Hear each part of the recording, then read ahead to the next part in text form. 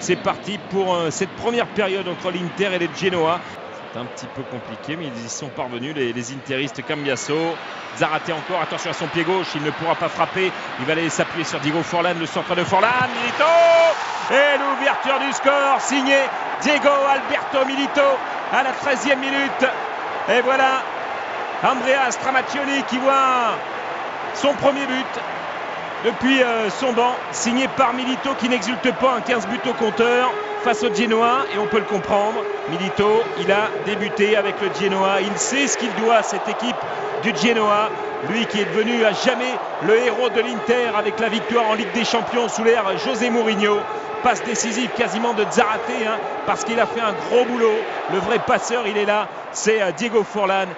Aussi la fédération italienne pour s'occuper des moins de 17. Bon, attention à ce ballon remis en jeu vers Diego Alberto Milito. Et le doublé signé Diego Alberto Milito sur cette erreur de relance derrière de Kakakaladze. Et bien voilà l'Inter qui a fait le break après 27 minutes de jeu grâce à cet homme, Milito. 16 buts dans sa carrière cette saison, 16 buts en Serie A. Et c'est pour lui le 8e doublé inscrit cette saison. C'est colossal pour Milito. Mais grâce à lui, l'Inter mène désormais 2-0 face au Genoa.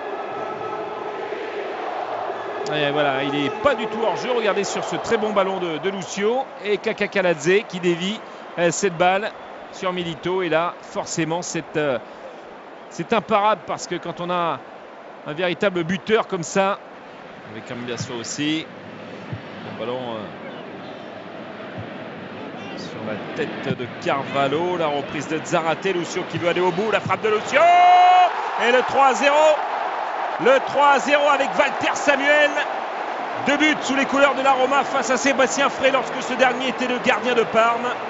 Eh bien, en voici un 3e et surtout le 20e en Serie A dans sa carrière, le 2e de la saison.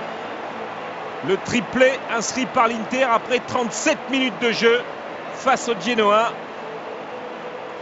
Ah, ça peut être un cauchemar, ça peut être terrible pour les hommes de Pasquale Marino. Ah, c'est Lucio qui a cru, c'est Lucio qui a cru. Allez, c'est corner pour la tête encore de Giuseppe Scully, encore Cambiasso qui sauve. Et c'est le but. Le 3-1 sur ce corner, et c'est Giuseppe Scully qui en 2 temps vient relancer peut-être les débats. Voilà en tout cas Giuseppe Scully qui est arrivé au mois de janvier dernier, qui avait disputé 11 matchs avec la Lazio pour 12 buts. Voici son 10e avec le Genoa. Et voici un but important, et c'est même dévié involontairement par Emiliano Moretti, tout cela.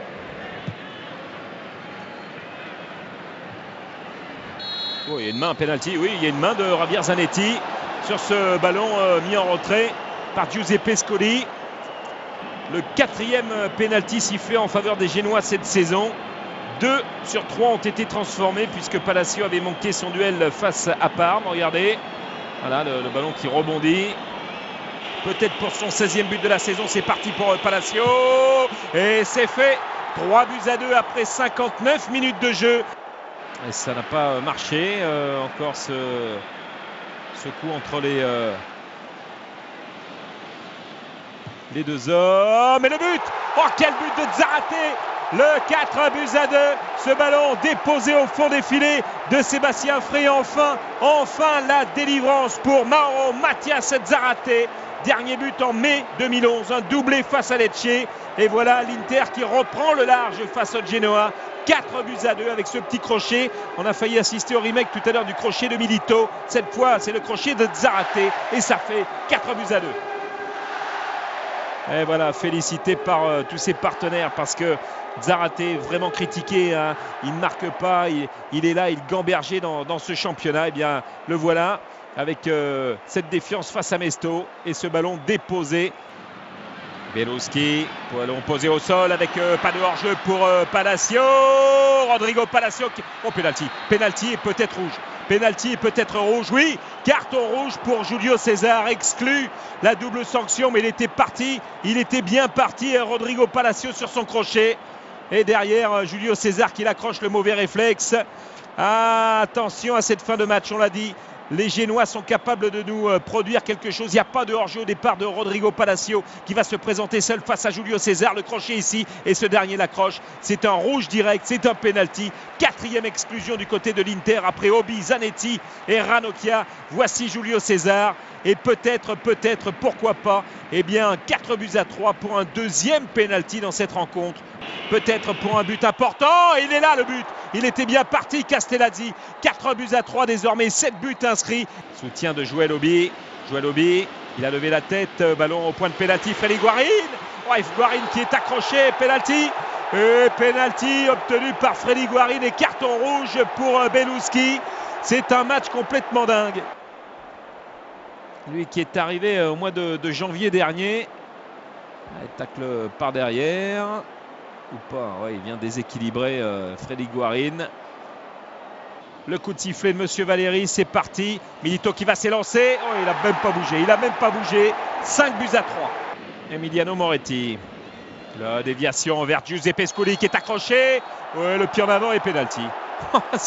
C'est pire que les matchs de rugby avec les pénalités. Carton jaune pour Lucio. C'est un nouveau penalty à 2 minutes du terme de cette rencontre. Lucio est au sol. Et là, on va se retrouver avec un 5-4 peut-être au compteur. Et pourtant, les 2 pieds sont en avant. Celui qui est le plus haut, c'est quand même celui de Scully. Une nouvelle occasion de se remettre sur quelques rails. Allez, il peut se passer un coup d'éclat. Hein. Qui sait. 2e face-à-face entre Alberto Gilardino et Castellazzi. Gilardino, plein axe cette fois et en force pour le 5-4. C'est fini, c'est terminé, voilà qui est fait. Président Moratti peut exulter. L'Inter cartonne, grand de première pour Andrea Stramaccioni. Victoire des Interistes, 5-4 face à Gênes.